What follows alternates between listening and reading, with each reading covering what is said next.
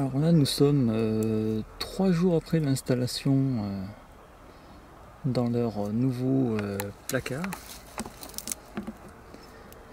Donc on peut observer la reine et 2 ouvrières. Vous allez me dire, oui, rien de nouveau.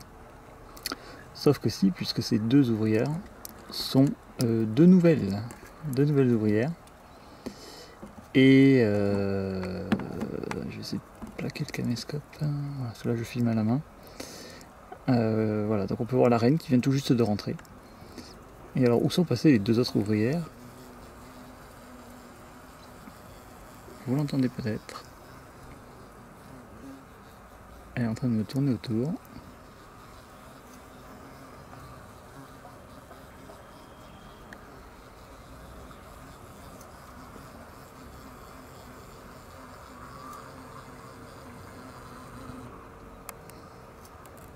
Et voilà, vous la voyez arriver. Elle vient avec de la nourriture. Donc voilà, les petites ouvrières, les 2 premières ouvrières maintenant commencent à travailler. Mais la reine continue encore à les assister pour l'instant. Mais plus pour très longtemps. Et sinon, qu'est-ce qu'on peut observer? La couronne au-dessus du nid qui est en train de grandir. Alors c'est marrant parce qu'elle a différentes couleurs. Donc ça c'est parce que sûrement les ouvrières aident la reine à faire l'enveloppe autour du nid. Mais comme elles ne vont pas au même endroit pour chercher le bois, du coup elles utilisent des bois différents. Et ce qui fait que ça fait un nid de couleurs différentes. C'est assez joli. Donc voilà, je filme parce que c'est une des dernières fois où on voit le nid, puisque bientôt l'enveloppe va le cacher complètement. Donc voilà, des ouvrières qui travaillent, une reine qui va bientôt arrêter de travailler, et des nouvelles ouvrières qui vont arriver en continu. Ah voilà, tiens, on a l'équipe au complet. Les 2 ouvrières sont rentrées. Donc voilà, nous en sommes à 4.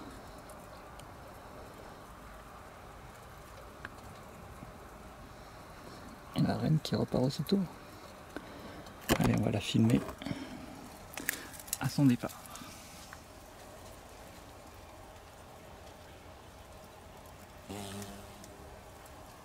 Alors c'est marrant parce que dans les ouvrières on les entend presque plus, on les entend presque pas arriver, parce qu'elles sont légères, alors que la reine, elles sont très rapides aussi, très vives, elles arrivent, elles foncent direct dans le trou du placard. Alors que la reine, elle, met plus de temps à rentrer dans le placard. Elle vole plus lentement et elle fait un boucan d'enfer. Ah voilà, on voit l'ouvrière qui travaille l'enveloppe, parfait.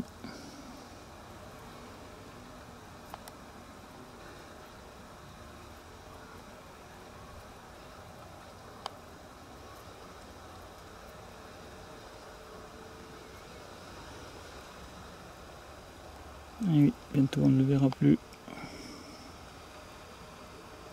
Alors, nous sommes une semaine après la dernière prise vidéo. Qu'est-ce qu'on remarque? Que l'hippomée a bien grandi et est en train de recouvrir le meuble. Mais ça, bon, c'est anecdotique. On peut remarquer aussi que l'ouverture a été un poil modifiée, puisque on peut voir que le haut de l'entrée a commencé à être bouché. Ah, attendez, je m'éloigne un peu. On a quelqu'un. Ah, il est parti. Il y a un frelon qui voulait rentrer. Ah, il revient.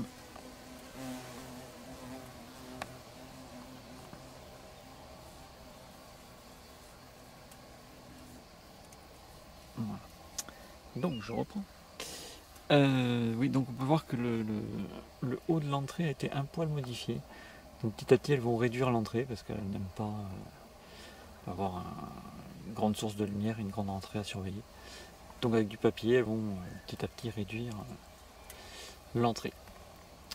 Mais donc il y a autre chose d'intéressant, c'est déjà le nid qui a bien grandi, que l'on peut voir là. Très beau, avec différentes couleurs, avec une forme un peu particulière. L'ouverture en dessous. Alors, je vais essayer de filmer par le bas, mais pas évident dans le caméscope comme ça. je tente en direct. Oups. Je ne sais même plus où est le nid. Je ne vois rien avec le reflet. Voilà, il est là.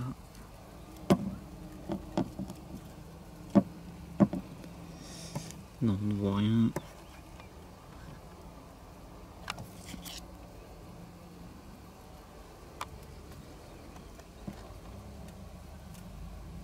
Non, ça ne marche pas. Bon, c'est pas grave. Donc, le nid est particulier. Mais la grande information, c'est... Ah, déjà on peut voir un frelon qui arrive. Non, il fait son petit parcours du combattant pour rejoindre le nid. Donc l'information importante, elle est en dessous. Il faut descendre, descendre, descendre.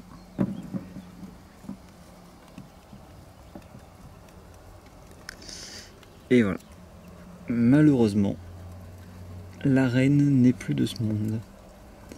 Elle a continué à travailler longtemps alors que les ouvrières travaillaient aussi. Je ne sais pas pourquoi, elle s'est tuée à la tâche comme ça, mais bon, c'est pas ça qui l'a tuée. Hein. Il y a soit un parasite qui l'a tuée, qu'elle avait à l'intérieur d'elle, et voilà, qui s'est développé, soit, c'est mon hypothèse, mais je ne suis pas sûr, elle s'est faite tuer. Alors tuée par quoi, je ne sais pas. Quand je suis arrivé, seule la reine était morte. Et hier, on peut voir qu'à côté, il y a une ouvrière qui était en train d'agoniser à côté, enfin elle essayait de sortir par la vitre là. Et je ne sais pas pourquoi, qu'est-ce qui s'est passé. Alors est-ce que le nid s'est fait parasiter par une autre reine frelon européen, pourquoi pas. Mais c'est étonnant vu le nombre d'ouvrières qu'il doit y avoir maintenant, hein, il doit y avoir facilement je pense 10 ou 15. Ah, on va sortir, on va le filmer, on va sortir. Hop.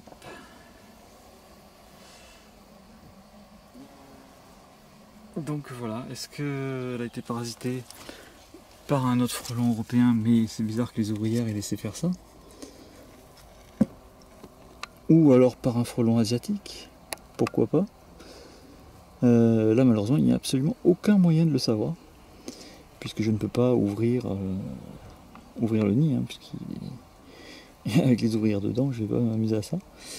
Donc le nid, alors s'il n'y a plus de reine du tout, du coup le nid va décliner, hein, parce que le nid n'est pas si grand que ça, il n'y a qu'une galette pour l'instant. Bon, une fois que toutes les larves auront grandi et donné des ouvrières, le nid va baisser en activité, et puis voilà, ce sera la fin. Si le nid continue vraiment à grossir, c'est qu'il y a clairement une autre reine, mais une reine de quoi? Je ne sais pas, donc du coup, ce sera affaire à suivre dans la prochaine vidéo. Je ne sais pas qu'est-ce que je pourrais filmer, à part oui évidemment le nid qui grandit. Si le nid continue vraiment de grandir, c'est qu'il y a des œufs, et voilà. Après, est-ce que les ouvrières peuvent pondre des œufs? Du coup, si elles pondent des œufs, ce seront des œufs non fécondés, donc qui donneront des mâles. Voilà, donc je ne sais pas. On verra par la suite. Allez, je vous dis ciao ciao et à bientôt. Mais c'est quand même triste. J'avais fait tout ça pour finalement trouver la reine morte 10 jours après le déménagement. C'est quand même malheureux. Tout était bien parti et je pensais l'avoir sauvé. Dommage. Allez, ciao ciao. On se retrouve une semaine, 10 jours après la dernière prise de vue, enfin la dernière vidéo. Et qu'est-ce qu'on peut remarquer? Bon, que l'hypomée s'est développée et qu'on ne voit plus grand chose, mais si on zoome, qu'est-ce qu'on peut voir? Une petite nouveauté, une tête de frelon qui surveille l'entrée. Ouais, ça c'est classique des frelons européens. Voilà, il y a toujours un gardien à l'entrée, enfin un ou plusieurs d'ailleurs, qui surveille l'entrée du trou. Et d'ailleurs on peut voir, je pense, si je vais faire un geste brusque, il va me voir normalement. Oh là, ouais, mais alors avec l'herbe au milieu forcément. Mais voilà, normalement il réagit. Alors je suis à 2 ou 3 mètres. Ah, il y en a qui veut sortir. Mais donc voilà, bon ça c'est la petite nouveauté. Sinon on va voir l'évolution du nid. Qu'est-ce qu'il fait lui? Ah ouais, ça bouchonne à l'entrée. Ah, lui on sait pas trop ce qu'il fait. Est-ce que c'est sa première sortie? C'est possible. Enfin bref, du coup on va voir ce qui se passe dans le nid. Alors, pardon. L'évolution du nid en lui-même, enfin l'enveloppe, puisqu'on ne voit plus que l'enveloppe. L'enveloppe n'a pas grandi, donc c'est peut-être un mauvais signe, ça veut bien dire que la reine est morte, peut-être, je ne sais pas. Et alors, il y a un frelon qui veut rentrer évidemment juste au moment où je me place. Voilà. Donc l'enveloppe n'a pas beaucoup grandi, mais d'abord ce qu'on va regarder, qu'est-ce qu'on remarque de nouveau par terre? Une ouvrière de plus qui est morte. Bon, ça c'est pas plus inquiétant que ça, les premières ouvrières ne vivent pas très longtemps, hein, comme les fourmis. Là on peut remarquer par contre une nouveauté qui est d'aujourd'hui. Alors je sais pas si on va la voir. C'était contre la vitre tout à l'heure, mais là malheureusement les fourmis, les Lasius emarginatus, l'ont déplacé. C'est une grosse larve de frelon qui est tombée du nid. Alors pour quelle raison, je ne sais pas. Oui, on la voit un peu là, en fait ce truc là, c'est la larve qui est en train de se faire découper. Donc voilà, c'est pourquoi, je ne sais pas, peut-être la larve était en mauvaise santé ou j'en sais rien. Sinon, l'évolution du nid, donc l'enveloppe n'a pas beaucoup grandi, elle n'a pas grandi d'ailleurs. Mais alors, est-ce qu'on va pouvoir voir quelque chose? Oui, on voit pas mal. Déjà on voit qu'il y a pas mal de frelons. Mais surtout, une deuxième galette est apparue. Alors, ouais, je vous dis, je suis dans les pieds de tomates, c'est pas pratique du tout. Je vais essayer de prendre le caméscope différemment. Voilà, donc ce qu'on peut voir, c'est la deuxième galette. Je vais essayer de zoomer.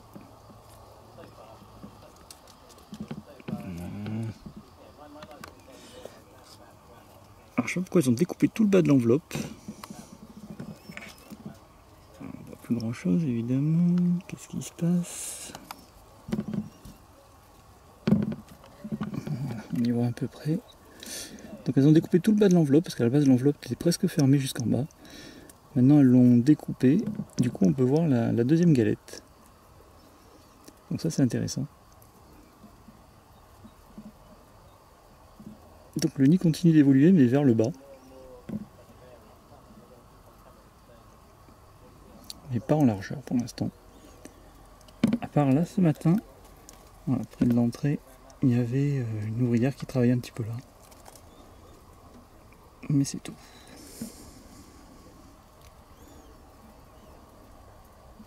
Donc le nid malgré tout continue de se développer. À voir jusqu'où ça va aller. Alors je m'éloigne un peu.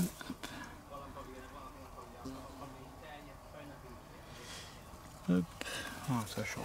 Mauvaise position pour vous filmer, désolé, mais c'est le gincana. Hop. Voilà, donc du coup, la gardienne est toujours là.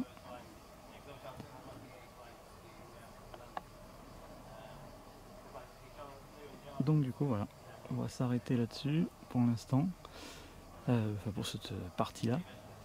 Et puis on verra la prochaine évolution.